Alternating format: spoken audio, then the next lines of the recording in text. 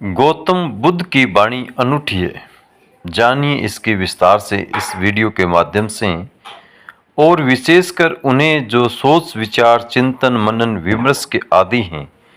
हृदय से भरे हुए लोग सुमुखता से परमात्मा की तरफ चले जाते हैं, लेकिन हृदय से भरे हुए लोग कहाँ हैं? और हृदय से भरने का कोई उपाय भी तो नहीं। हो तो हो, न हो तो न हो, ऐसी आकस्मिक नैसर्गिक बात पर निर्भर नहीं रहा जा सकता। बुद्ध ने उनको चेताया जिनको चेताना सर्वाधिक कठिन है। विचार से भरे लोग, बुद्धिवादी, चिंतन मननशील, प्रेम और भाव से भरे लोग तो परमात्मा की तरफ सरलता से झुक जाते हैं। उन्हें झुकना नहीं पड़ता, उनसे कोई न भी कहे तो भी वे पहुंच जाते हैं। उन्हें पहुंचना ही पड़ता है, लेकिन वे तो बहुत थोड़े हैं और उनकी संख्या रोज थोड़ी होती गई है। उंगलियों पर गिने जा सके ऐसे लोग हैं। मनुष्य का विकास मस्तिष्क की तरफ हुआ, मनुष्य मस्तिष्क से भरा है। इसलिए जिस हार जाएं, जहाँ कृष्ण की पकड़ न बैठे, वहाँ भी बुद्ध नहीं हारते हैं। वहाँ भी बुद्ध प्राणों के अंतरतम में पहुँच जाते हैं। बुद्ध का धर्म बुद्धि का धर्म कहा गया। बुद्धि पर उनका आदि तो है, अंत नहीं। शुरुआत बुद्धि से है, प्रारंभ बुद्धि से है, क्योंकि मनुष्य वहाँ खड़ा है, लेकिन अंत उसका बुद्धि में नहीं। अंत तो परम अतिक्रमण है, जहाँ सब विचार खो जाते हैं, सब बुद्धिमत्ता विसर्जित हो जाती है, जहाँ केवल साक्षी मात्र साक्षी शेष रह जाता है। लेकिन बुद्ध का प्रभाव उन लोगों में तत्क्षण अनुभव होता है जो सोच विचार में कुशल हैं। बुद्ध के साथ मनुष्य जाति का एक नया अध्याय शुरू हुआ। 2500 वर्ष पहले बुद्ध ने वह कहा जो आज भी सार्थक मालूम पड़ेगा और जो आने वाली सदियों तक सार्थक रहेगा। बुद्ध ने विश्लेषण दिया, एनालिसिस दी, और जैसा सूक्ष्म विश्लेषण उन्होंने किया कभी किसी ने न किया था और फिर दोबारा कोई न कर पाया। उन्होंने जीवन की समस्या के उत्तर शास्त्र से नहीं दिए, विश्लेषण की प्रक्रिया से दिए। बुद्ध धर्म के पहले वैज्ञानिक हैं। उनके साथ श्रद्धा और आस्था की जरूरत नहीं, उनके साथ तो समझ पर्याप्त है। अगर तुम समझने को राजी हो तो तुम बुद्ध की नौका में सवार हो जाओगे। अगर श्रद्धा भी आएगी तो समझ की छाया होगी, लेकिन समझ के पहले श्रद्धा की मांग बुद्धि की नहीं। बुद्ध यह नहीं कहते कि जो मैं कहता हूँ भरोसा कर लो। बुद्ध कहते हैं सोचो, विचारो, विश्लेषण करो, खोजो, पाओ। अपने अनुभव से तो भरोसा कर लेना। दुनिया के सारे धर्मों ने भरोसे को पहले रखा, सिर्फ बुद्ध को छोड़कर दुनिया के सारे धर्मों में श्रद्धा प्राथमिक है, फिर ही कदम उठेगा। बुद्ध ने कहा अनुभव प्राथमिक है, श्रद्धा अनुसांगिक है। अनुभव होगा तो श्रद्धा होगी, अनुभव होगा तो आस्था होगी। इसलिए बुद्ध कहते हैं आस्था की कोई जरूरत नहीं है, अनुभव के साथ अपने से आ जाएगी, तुम्हें लानी नहीं है। और तुम्हारी आई हुई आस्था का मूल्य भी क्या हो सकता है? तुम्हारी लाई हुई आस्था का मूल्य भी क्या हो सकता है?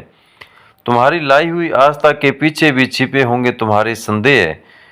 तुम आरोपित भी कर लोगे विश्वास को, तो भी विश्वास के पीछे अविश्वास खड़ा होगा। तुम कितनी भी दृढ़ता से भरोसा करना चाहो, लेकिन तुम्हारी दृढ़ता कंपती रहेगी और तुम जानते रहोगे कि जो तुम्हारे अनुभव में नहीं उतरा उसे तुम चाहो भी तो कैसे मान सकते हो?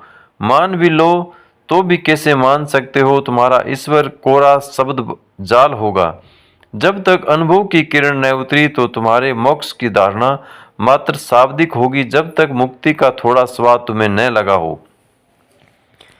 बुद्ध ने कहा मुझ पर भरोसा मत करना, मैं जो कहता हूँ उस पर इसलिए भरोसा मत करना कि मैं कहता हूँ। सोचना, विचारना, जीना तुम्हारे अनुभव की कसौटी पर सही हो जाए तो ही सही है, मेरे कहने से क्या सही होगा।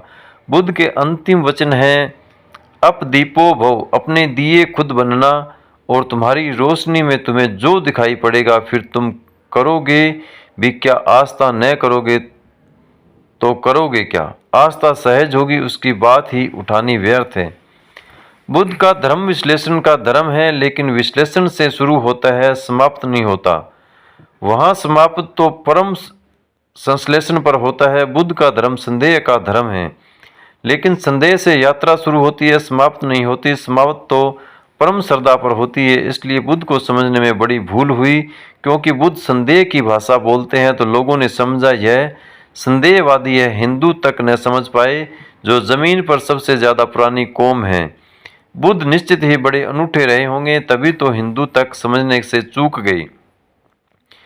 हिंदुओं तो को यह आदमी खतरनाक लगा, घबराने वाला लगा। हिंदुओं को भी लगा कि यह तो सारे आधार गिरा देगा धर्म के, और यही आदमी है जिसने धर्म के आधार पर पहली दफा ढंग से रखे। श्रद्धा पर भी कोई आधार रखा जा सकता है, अनुभव पर भी आधार रखा जा सकता है। अनुभव की छाया की तरह श्रद्धा उत्पन्न होती है। श्रद्धा अनुभव की सुगंध है, और अनुभव के बिना श्रद्धा अंधी है। और जिस श्रद्धा के पास आंख न हो, उससे तुम सत्य तक पहुंच पाओगे। बुद्ध ने बड़ा दुस्साहस किया। बुद्ध जैसे व्यक्ति पर भरोसा करना एकदम सुगम होता है। उसके उठने बैठने में प्रामाणिकता होती है, उसके शब्द में वजन होता है, उसके होने का पूरा ढंग समय सिद्ध होता है। उस पर श्रद्धा आसान हो जाती है। लेकिन बुद्ध ने कहा, तुम मुझे अपने बैसाखी मत बनाना। तुम अगर लंगड़े हो और मेरी बैसाखी के सहारे चल लिए, कितनी दूर चलोगे, मंजिल तक न पहुंच पाओगे। आज मैं साथ हूं, कल मैं साथ न रहूंगा। फिर तुम्हें अपने ही पैरों पर चलना है। मेरी रोशनी से मत चलना, क्योंकि थोड़ी देर को संग साथ हो गया। अंधेरे जंगल में तुम मेरी रोशनी में थोड़ी देर रोशन हो लोगे, फिर हमारे रास्ते अलग हो जाएंगे। मेरी रोशनी मेरे साथ होगी, तुम्हारा अंधेरा तुम्हारे साथ होगा। अपनी रोशनी पैदा करो, अपि दीपो भव। यह बुद्ध का धम्म पद। कैसे वह रोशनी पैदा हो सकती है, अनुभव की उसका विश्लेषण है। श्रद्धा की कोई मांग नहीं है, श्रद्धा की कोई आवश्यकता भी नहीं है। इसलिए बुद्ध को लोगों ने नास्तिक कहा, क्योंकि बुद्ध ने यह भी नहीं कहा कि तुम परमात्मा पर श्रद्धा करो। तुम कैसे करोगे श्रद्धा? तुम्हें पता होता तो तुम श्रद्धा करते ही। तुम्हें पता नहीं, इस अज्ञान में तुम कैसे श्रद्धा करोगे, और अज्ञान में तुम जो श्रद्धा बांध भी लोगे, वह तुम्हारी अज्ञान की ईंटों से बना हुआ भवन होगा। उसे तुम परमात्मा का मंदिर कैसे कहोगे? वह तुमने भय से बिना लिया होगा। मौत डराती होगी, इसलिए सहारा पकड़ लिया होगा। यह जिंदगी हाथ से जाती मालूम होती होगी, इसलिए स्वर्ग की कल्पनाएं कर ली होगी। लेकिन इन कल्पनाओं से भय पर खड़ी हुई इन धारणाओं से कहीं और मुक्त हुआ। इससे ही दो आदमी पंगु है, इससे ही तो आदमी पक्षघात में दबा है। इसलिए बुद्ध ने ईश्वर की बात नहीं की। H.G. वेल्स ने बुद्ध के संबंध में कहा है कि पृथ्वी पर इस जैसा ईश्वरीय व्यक्ति और इस जैसा ईश्वरीय विरोधी व्यक्ति एक साथ पाना कठिन है। So God like and so godless. अगर तुम ईश्वरीय प्रतिभाओं को खोजने निकलो तो तुम बुद्ध से ज़्यादा ईश्वरीय प्रतिभा कहाँ पाओगे। सो गॉडलेस, और फिर भी इतना ईश्वर शून्य, ईश्वर की बात ही नहीं की। इस शब्द को ही गंदा माना, इस शब्द का उच्चार नहीं किया। इससे यह मत समझ लेना कि ईश्वर विरोधी थे। बुद्ध उच्चार नहीं किया, क्योंकि उस परम शब्द का उच्चार किया नहीं जा सकता। उपनिषद कहते हैं ईश्वर के संबंध में कुछ कहा नहीं जा सकता, लेकिन इतना तो कह ही देते हैं। बुद्ध ने इतना भी न कहा। वे परम उपनिषद हैं, उनके पार उपनिषद नहीं जाता। जहाँ उपनिषद समाप्त होते हैं वहाँ बुद्ध शुरू होते हैं। आखिर इतना तो कह ही दिया, रोक न सके अपने को कि ईश्वर निर्गुण है, तो निर्गुण उसका गुण बना दिया। कहा कि ईश्वर निराकार है, तो निराकार उसका आकार हो गया। लेकिन बिना कहे न रह सके। उपनिषद के ऋषि भी बोल गए, मौन में ही संभालना था। उस संपदा को बोलकर गंवा दी। बंदी मुट्ठी लाख की थी, खुली 2 कौड़ी की हो गई। वह बात ऐसी थी कि कहानी नहीं थी, क्योंकि तुम जो कुछ भी कहोगे वह गलत होगा। यह कहना भी परमात्मा निराकार है गलत है, क्योंकि निराकार भी एक धारणा है। वह भी आकार से जुड़ी हुई है, आकार के विपरीत होगी तो भी आकार से संबंधित है। निराकार का अर्थ होता है, जब भी अर्थ खोजने जाओगे आकार का उपयोग करना पड़ेगा। निर्गुण का क्या अर्थ होता है? जब भी कोई परिभाषा पूछेगा गुण को परिभाषा में लाना पड़ेगा। ऐसी निर्गुणता भी बड़ी नपुंसक है जिसकी परिभाषा में गुण लाना पड़ता है। और ऐसे निराकार में क्या निराकार होगा जिसको समझाने के लिए आकार लाना पड़ता है। बुद्ध से ज़्यादा कोई भी नहीं बोला और बुद्ध से ज़्यादा चुप भी कोई नहीं। कितना बुद्ध बोले हैं। अन्वेषक खोज करते हैं तो वे कहते हैं एक आदमी इतना बोला, यह संभव कैसे है। उन्हें डर लगता है कि इसमें बहुत कुछ प्रक्षिपत है। दूसरों ने डाल दिया, कुछ भी प्रक्षिपत नहीं। जितना बुद्ध बोले पूरा संग्रहित ही नहीं हुआ।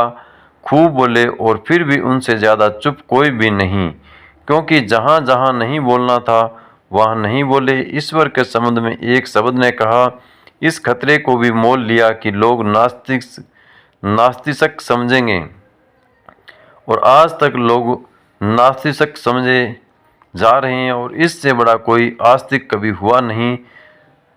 बुद्ध महा आस्तिक है।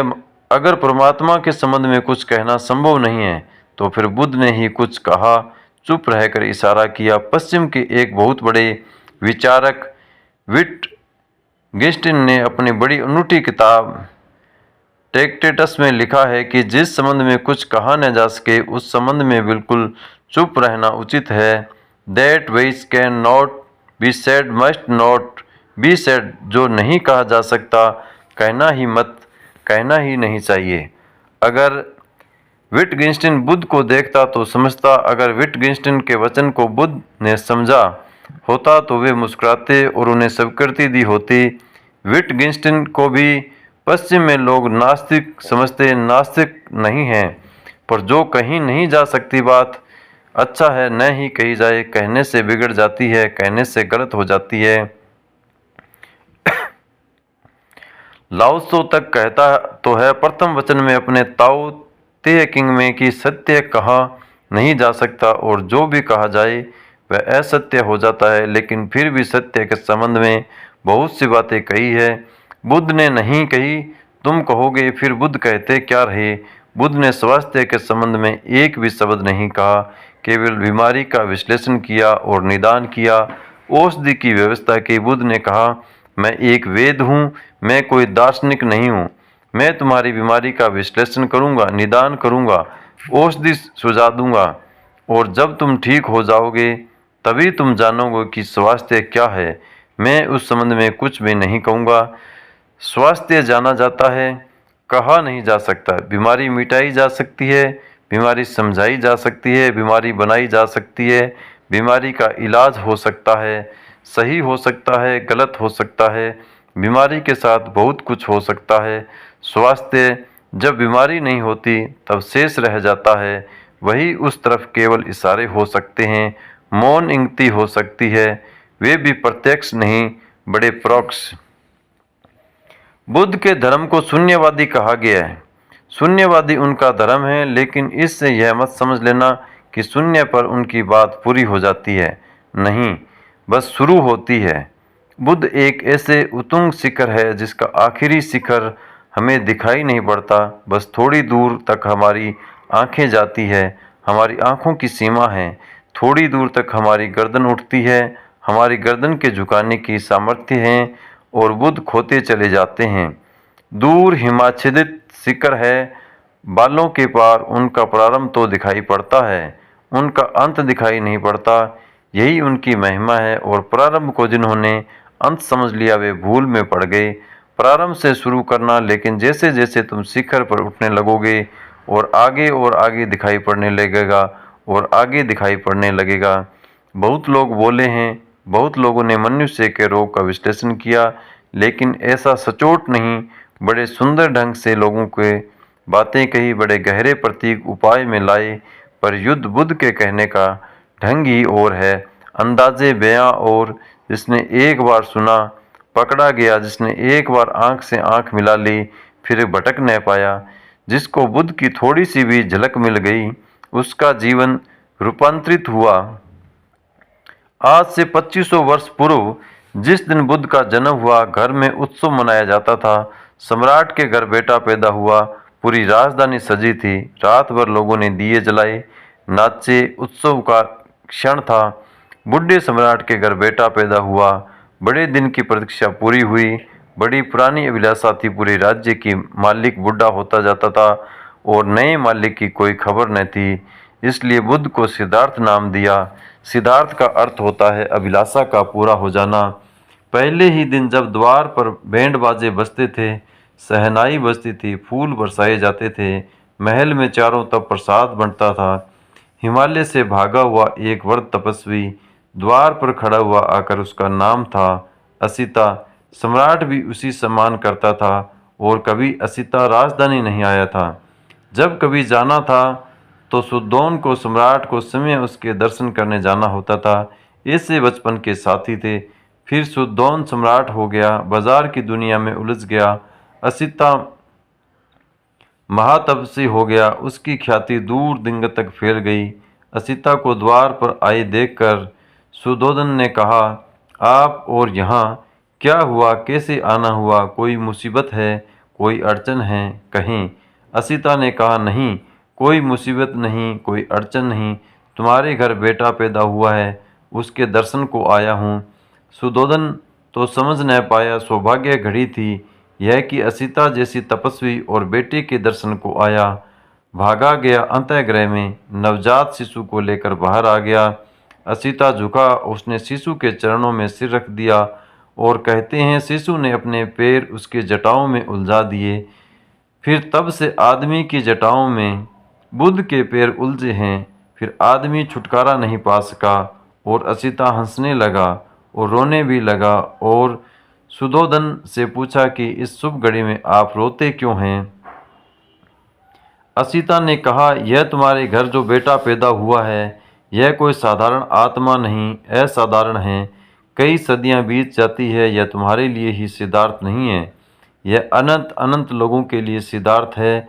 अनेकों की अभिलाषाएं इससे पूरी होगी। हंसता हूँ कि इसके दर्शन मिल गए, हंसता हूँ, प्रसन्न हूँ कि इसने मुझे बूढ़े की जटाओं में अपने पैर उलझा दिए। यह सौभाग्य का क्षण है। रोता इसलिए हूँ कि जब यह कली खिलेगी, फूल बनेगी, जब दिंग दिंगत में इसकी सुवास उठेगी और इसकी सुवास की छाया में करोड़ों लोग राहत लेंगे, तब मैं न रहूँगा। यह मेरा शरीर छूटने के करीब आ गया। और एक बड़ी अनूठी बात असिता ने कही, वह यह कि अब तक आवागमन से छूटने की आकांक्षा थी, वह पूरी हो गई। आज पछतावा होता है, एक जन्म अगर और मिलता तो इस बुद्ध पुरुष के चरणों में बैठने की, इसकी वाणी सुनने की, इसकी सुगंध को पीने की, इसके नशे में डूबने की सुविधा हो जाती। आज पछताता हूँ कि लेकिन मैं मुक्त हो चुका हूँ। यह मेरा आखिरी अवतरण है। अब इसके बाद देह न धर सकूँगा। अब तक सदा ही चेष्टा की थी कि कब छुटकारा हो इस शरीर से, कब आवागमन से। आज पछताता हूँ कि अगर थोड़ी देर और रुक गया होता तो इस समय थोड़ा समझो। बुद्ध के फूल के खिलने के समय असिता चाहता है कि अगर मोक्ष भी दांव पर लगता हो तो कोई हर्जा नहीं। तब से 2500 साल बीत गए, बहुत प्रज्ञा पुरुष हुए, लेकिन बुद्ध अतुलनीय है। और उनकी अतुलनीयता इसमें है कि उन्होंने इस सदी के लिए धर्म दिया और आने वाले भविष्य के लिए धर्म दिया।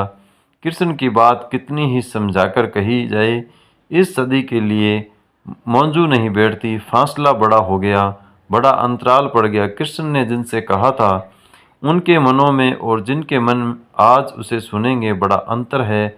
बुद्धि की कुछ बात ऐसी है कि ऐसा लगता है अभी अभी उन्होंने कहीं बुद्ध की बात को समसामयिक बनाने की ज़रूरत नहीं।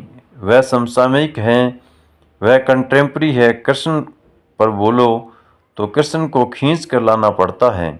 20वीं सदी में बुद्ध को नहीं लाना पड़ता।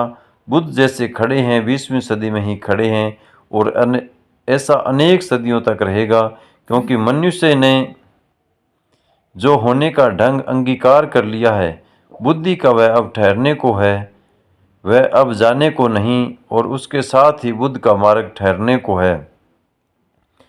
दंपत का उनका विश्लेषण है। उन्होंने जो जीवन की समस्याओं की गहरी छानबीन की है, उसका विश्लेषण है। एक एक शब्द को गौर से समझने की कोशिश करना, क्योंकि ये कोई सिद्धांत नहीं जिन पर तुम श्रद्धा कर लो। ये तो निष्पत्तियाँ हैं प्रयोग की। अगर तुम भी इनके साथ विचार करोगे तो ही इन्हें पकड़ पाओगे। यह आंख बंद करके स्वीकार कर लेने का सवाल नहीं है, यह तो बड़े सोच विचार मनन का सवाल है। वीडियो में दी गई जानकारी आपको अच्छी लगी तो हमारे चैनल को लाइक, शेयर और सब्सक्राइब जरूर करें। धन्यवाद।